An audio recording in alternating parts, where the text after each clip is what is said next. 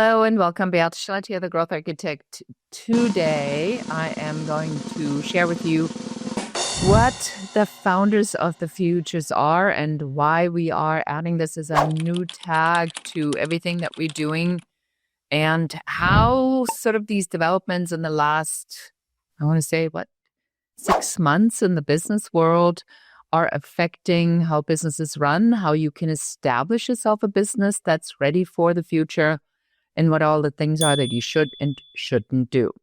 And hello, fabulous person. Beate here. I am the host of the Business Growth Architect Show, and I want to welcome you to today's episode where we discuss how to navigate strategy and spirituality to achieve time and financial freedom. Truly successful people have learned how to master both, a clear intention and a strategy to execute that in a spiritual practice that will help them to stay in alignment and on purpose. Please enjoy the show and listen to what our guest today has to say about this very topic. I want to start with, first of all, thanking you for being here. I recognize that your time is valuable. I recognize that you are listening to podcasts because you are looking for ideas, solutions, for ways to incorporate your strategy with maybe a more spiritual or energetic approach, potentially having a passion or purpose or heard a call, want to exit corporate America, have exited corporate America. We're never in corporate America because it's never interested you, but you are all here for one reason, and that typically is people that come to me know that they're here to do things on a much larger scale, and they do not want to sacrifice their belief system with their purpose, right? So a belief system and purpose is the drive that we feel on the inside that tells us that we're here to do something. And if you are running a business and you're not connected with this, you are in deep trouble. I'm going to give you an example, which kind of stuck with me. I was at a dinner not too long ago, and I sat next to somebody who buys properties in low-income areas, and he really felt bad that he was buying these houses from people that were in these low-income areas and then flipping them and selling them for a lot more. And when I asked him and probed, I said, what is it about it that makes you uncomfortable? He says, well, if they would do this on their own, then they probably could get more money for it. And I said, yeah, but do they have the money to do these renovations? And he says, no, they don't. I said, so is what you're offering, is it fair? And he said, yes, it is fair. I said, well, then you need to focus on your reframe in your own head that you are here to help people and you're here to serve. Now, if you're doing this for profits only and because you take advantage of them, then that's a completely different story. But my example is important because no matter where you are, you can always be attached or connected to a particular purpose. Your purpose, you just have to believe that what you do is within that purpose and aligned with that purpose. Now, if you run a business, you think you're taking advantage of people, it's not going to work really well. I don't think that that's a good energetic resonance. And then all that will come to you is kind of this friction. The other question I got was, Beate, I understand all this resonance stuff. I'm following you, but what the heck do you mean by this resonance thing? So let's go into that. Resonance is like an energetic transmission. So if you believe in Wi-Fi, in Bluetooth and radio, then you believe in energy because you can see these waves, you can see these frequencies. Somebody transmits them and somebody receives them and something happens as a result. Our own energy is very much like that. And I bet you've had moments where somebody called you, right? And then said, oh my God, I just thought about you. So that's an energetic transmission that was just picked up. In business, and after the aftermath of the Palisades fire, where I literally lost everything, I had to take a breath and a moment and say, what just happened? Because then if what I believe in resonance is true, then what came to me was a direct result of something that I must have admitted. Otherwise, it wouldn't have happened to me. Or was it just simply coincidence? Or was it meant to be? Or was it written? I struggle with that. I will be honest. But what the key pieces we take away from these catastrophic moments or these transformational moments or these low rock bottom moments in our life is that it is an invitation to do something different. It's an invitation to change. It's an invitation to examine what's really important. What happened at the end of last year was that and I've done a lot of writing around this, where I was sitting in my living room in this beautiful house that my husband built, and I'm holding my granddaughter after a phenomenal dinner, and I look at her and her lips shivering, and I'm wondering what's a beautiful child like this dream about, only to recognize that this particular moment was so important because I was with my granddaughter, was my daughter, my husband's daughter was there. So we were around people that we loved. We had great food, wine. Our kids speak to us. It just doesn't get any better than that. I mean, that's what you work for so hard, is that you have these moments. And then I realized that I was chasing my entire life a particular place to get to. And then I realized that it really was about collecting these types of moments in life to understand that the journey is the reward and that the journey is littered with these moments. And if you hold on to these moments, you can create more of them, because then that's the energetic resonance. So that's what I was saying.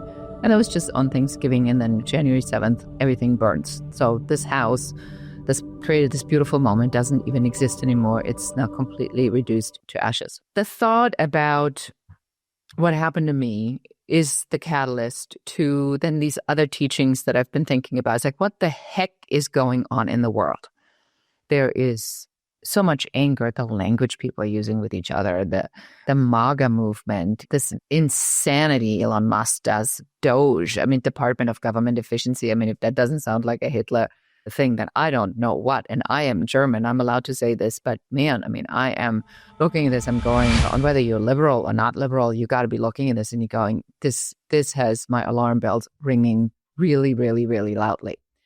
Then on the spiritual level, you understand that everything is cyclical, that there's a pendulum that swings. And as the pendulum swings wildly from one side to the other right now, it better behoove you to step out of the path of the wildly swinging pendulum and become more strategic. And I don't want to say go underground, but duck, right? So for all the thought leaders, for all the founders of the future, right now is not a time to go out and speak up loudly. It's a time to get organized. It's a time to understand what you've been activated to do. It's a time to become ready for the future. Because if you are a founder of the future, your job is not to prevent people from breaking stuff, because they're breaking it on whether you like it or not, and they're breaking it rightfully so. But your job is to think about, who do you need to become if you want to build a future that you actually want to live in and that your children want to live in. So there's a couple of things to be said about this. Number one, I am no longer a founder of the future. That might be a hard realization, but that's not my role. My role right now is, as I step into wisdom, as corny as that may sound, but my job now is to take what I know and give it to you. I've been told in no uncertain terms, Beate, you must give your IP to everyone who wants it. My response to this 6 months ago was 2 words, and they were not pleasant. And now I'm thinking about this and I go, I understand what that means. I understand that my role now is to package what I have learned, what I've known, the shortcuts. And I have a specific skill set, right? And I want you to look at this from this perspective. You have a specific skill set. I have a specific skill set. Mine is that I can take who you are, what you know, and I see you before you see yourself. I can take what you tell me and I can immediately give you an unapologetic value proposition that really showcases who you are, and you never even knew how I did that. And I do it fast. That's because it's a skill I honed. It is my super skill. It's something that I've known for. It's something that I've done for decades. It's something that just comes so easy to me. I never even knew that other people don't know how to do it. I know how to do that. So that's what people come to me for. And now in this unique positioning, which is really, really critical in this market, please don't be an executive coach. There's so many of them. I just roll my eyes alone when I say executive coach. You have to have something that's different than an executive coach. Don't be like a business consultant. You have to have some sort of a tag or some sort of a specialty that makes that unique. These are what these business models are that we are building here at The Growth Architect, is to say, you have to be different. You cannot work within the matrix. Now, let's talk about the matrix. I call it matrix for really a lack of better words. The Matrix, it's a movie series that's, 20 years old? And it talks about how things are set in a particular way and fashion, a particular system. What you're experiencing on the outside right now is the rise of mostly the white man to keep this matrix alive. The matrix was built by white men for white men. No man bashing here. It's a fact. That's just who people were that were building businesses, right? Since the beginning of times. And then everybody else was just along for the ride. It never worked for anybody who wasn't a white male. And now it's not working for the white men anymore either. And now they're breaking their own systems they themselves built. And it's like this big, wow, look at this. The systems are so terrible. Who built this? And I'm looking at them going like, you did? I didn't. That would be not even remotely close what I would be building. I'd be building businesses that acknowledge people, that have proper culture, that have all the good stuff that they always talk about. And then the minute they don't have to do it because it's not mandated, they get rid of it. So the matrix is under threat. So they break in their own matrix while at the same time they're holding on to the matrix, which is actually insane. Spotlight, center stage, you walk in. Because your job now is to let this happen, to let it happen, to just go and say, hey, you want to break this crap that you built yourself? By all means, go. It's not working anyway. But people that break stuff don't know how to build stuff. So guess whose job it is to build stuff? It's yours. Founder of the future. If you are founder of the future, you cannot be obsessed with the past. You cannot be obsessed even with the present. You have to look firmly in the future and say, who do I need to become? What do I need to do? What are the skill sets that I believe that are going to be needed for the future? I had a very interesting conversation today with Vince, who will be on my podcast very shortly. And he said that this mass activation is only about 0.5%. And so there's a really small minority of people that have had some sort of awakening. There are a lot more people that have heard the call, but they don't know what the call means. So if you're here and listening to this podcast, you may be shaking your head at some point. You may be going like, well, maybe she's on to something here, or you maybe further on your self-awareness and you say, yeah, I'm sensing something's going on, or you might be fully aware and enlightened. And you said, yes, I've heard the call. I need to build this business. I just don't know how. Well, you've come to the right place. What we are doing here at The Growth Architect, aside from this soul-crushing task of just letting everything that I had go and coming to terms with what it means to never have the pearls of my grandmother and not being able to give those to my daughter and her not being able to give those to her daughter. That I will never see a piece of a letter that my father wrote me because it's all burned and my father has been dead for 20 years. That I just don't have any of these mementos that make these lives, the meaningful little things, they're all gone. All of it. I mean, I was shocked on how little there was in the rubble. Everything evaporated. When something burns at 2,000 degrees for 12 hours and there's not a single firefighter or a drop of water inside, they just let it all burn to the ground, which is just a whole other thing in itself, how that even is possible, but it did happen. So coming to terms with that is a very challenging moment for us. And I feel it in my bones. I feel it in my body. I feel it in my digestion. I feel it in my head. I feel it like this heavy cloak that I carry with me that I want to shake off. So the flip side of everything is, we've talked about this on the show, is that if we believe in the law of polarity, which I do, the law of polarity says if it exists on one side, it must exist on the other. So if there is heat, there must be cold. If there's white, there must be black. If there is above, so must be below. So if there's destruction, there must be creation. And that is what led me to the founders of the future. It's literally this thought. If this destruction that we see not just for me personally. It was a metaphor of a phoenix rising, which is why I created the Forge, Founders of the Future, because something must rise out of such destruction. Then I look on the outside world and I see so much destruction, and I go, there must be an opposite of that. And I think that's you. I believe this from the bottom of my heart.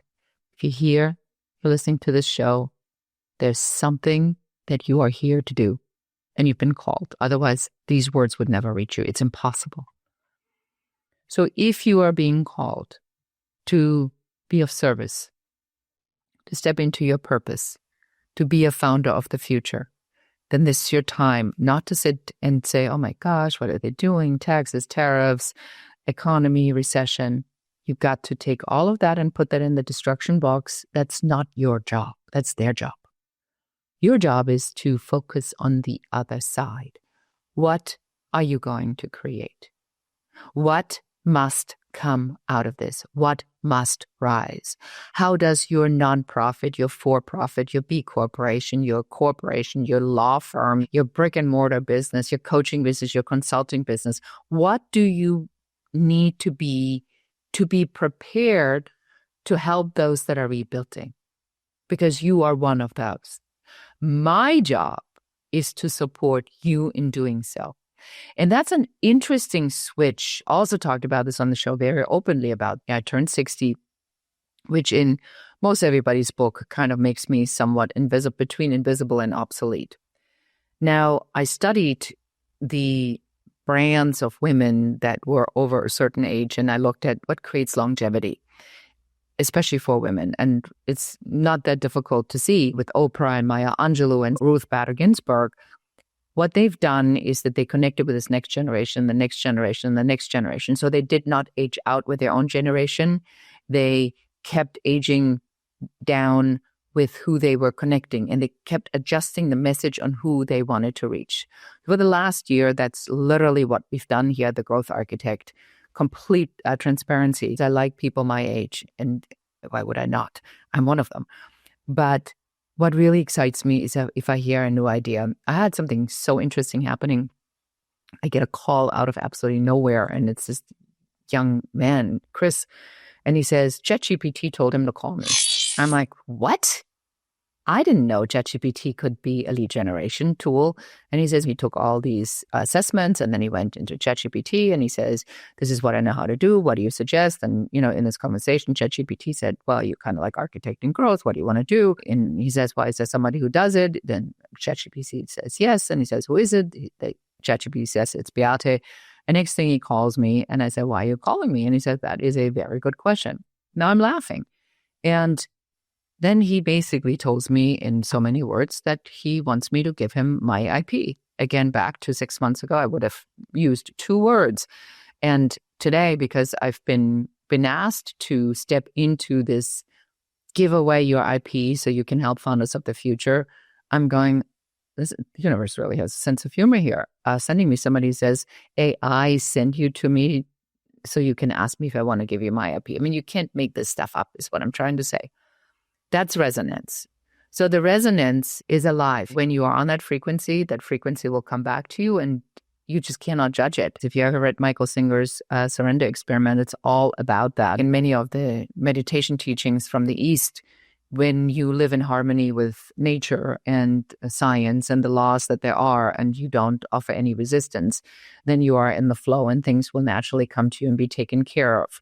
If I've done an interview with Bill Heinrich that you might want to listen to when we talk about this, and he says spirituality is the strategy, it's the only strategy that works. Now, back to you, founders of the future. Now, with this knowledge that the old stuff is breaking, that there's nothing we should do to stop this from breaking because it must break, but that people that break stuff don't build stuff. And then that puts the responsibility on us. What do we want? Then I'm asking myself, who do I need to be so I can be of the greatest help for you? So let me take you through this. And then you tell me and reach out to me and let me know what you think of these ideas. I've been for years and years and years looking at internet marketing, and I admire Russell Brunson. I think's freaking genius. I think Dan Kennedy's a great writer. I've watched these guys for many, many, many years and seen many of them come and go. But it's always the same stuff. It's a lot of the bro marketing. It's a lot of the, how do I trick people? And then they call it ethical persuasion. But it's a lot about sales psychology. It's not really about resonance. It's about finding out what people want and then figuring out what the pain point is if they don't have it, and then sell them something, positioning in such a way that if they buy that thing, then their pain will go away. That only lasts for a nanosecond, because the truth of the matter is much of these tactics are just that. Jeff Walker's product launch formula, Russell Brunson's ClickFunnels, those are all things that you need when you have the business model, when you've in your purpose, to decide on whether that's one of the tactics or methods that will help you to get your product to market. It is not a business model. And I'm a little bit furious, actually, on what BS I've been listening to for all these years and fell for myself at the tune of hundreds of thousands of dollars, only to find out that none of this works because it's not in resonance with me.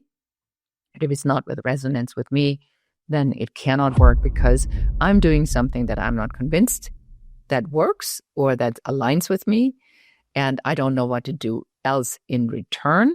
And therefore, I am following somebody else's secret to success and I fail at it. Well, that is how internet marketing is designed to work. So that way you can buy the next thing and the next thing and the next thing.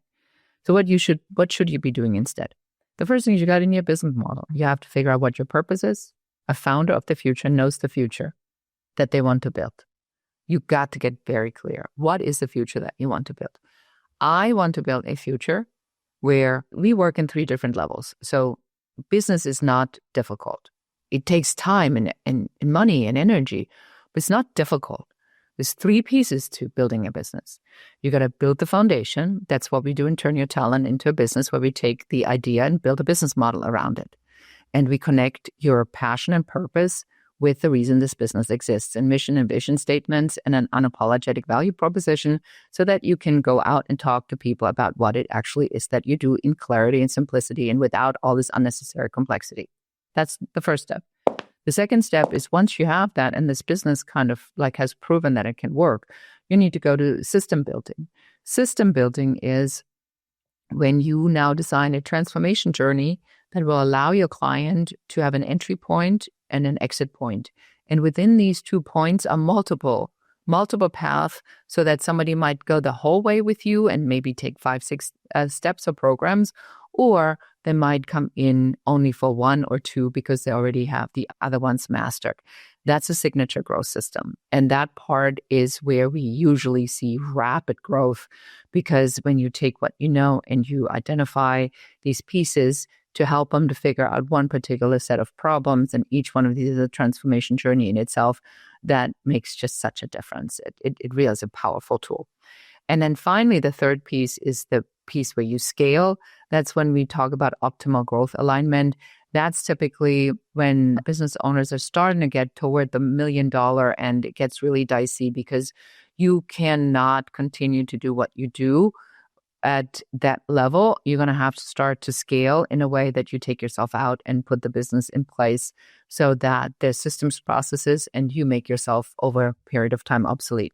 You cannot make yourself obsolete in a $100,000 business, but you can in a $1 million business, because you need the funds, you need the process, the systems, you need to have the people that kind of do that. So what we are building now is a SaaS product where I am taking all these processes and systems I've developed and perfected, like in Turn Your Talent, a business. I think we've had over 25,000 people take this program. If I make this IP available to you, then what would it need to be really beneficial for you? And it has to have the back end where the landing pages, the frameworks of what you actually need at that level exist.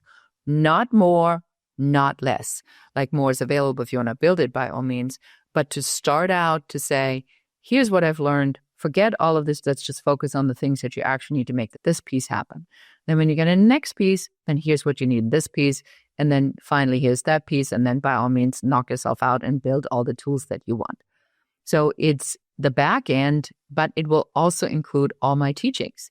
Now, some of my stuff is priced at the $25,000 fee. What I think that I need to be doing is I need to give you, if you don't have money, but you have time and the willingness and desire to learn, the opportunity to go in and start building it to a point where you're making the money for little money. And as you make the money, you will realize what you're good at and what you're not good at. And then you'll have these additional services that you can then take advantage of and then help you to get to that next level. Or you can choose to stay where you are. That's entirely up to you.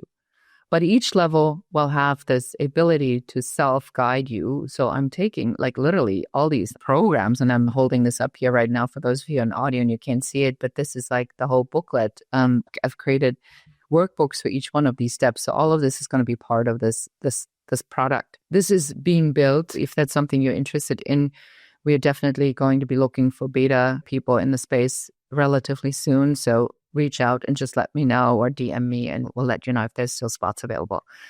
The other thing that I've done is I've created a accountability group. One of the things that I've learned from all this internet marketing stuff, once again, is that I feel there are a lot of people that have taken a lot of courses, spent an enormous amount of money, and they've done the sales training and then the funnel training and then the traffic training and then the LinkedIn training and then the speaking training. And none of this really connects. And all they want to do is be in an accountability group once a month. So I've created this accountability group. It's really inexpensive. It's called Forum. You can find it at leadership.foundation and take a look if that's something that might be working for you. We are capping each group at 8 people. And then the minute we are at 8 people, we are opening another group. And that is truly peer-to-peer accountability where you meet with others in the group once a month for 3 hours.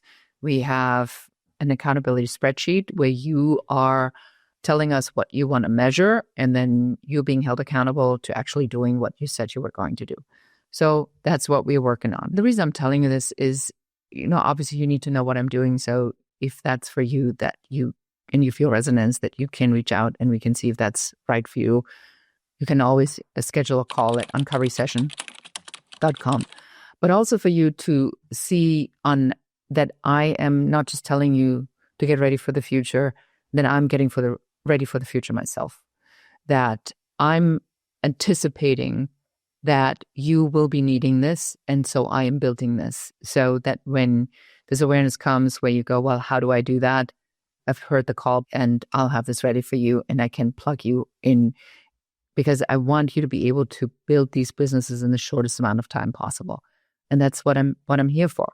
So that's my update for you for today. That's why we are leaning into the founders of the future. Welcome to being a founder of the future. I appreciate you and I believe in you. And if you have heard the call, don't wait. Your time is now. This is not a moment to hesitate. It is now. You're being called. Step in. Lean in. Do the thing that's hard. In spiritual laws, if you have heard the call, if you've had the idea, it must be possible for you. And with that, I say goodbye. I'm here to help. Reach out. And I talk to you again soon. And goodbye. So appreciate you being here. Thank you so much for listening to the entire episode. Please subscribe to the podcast. Give us a 5-star review, a comment, and share this episode with one more person so that you can help us help more people. Thank you again. Until next time. Goodbye.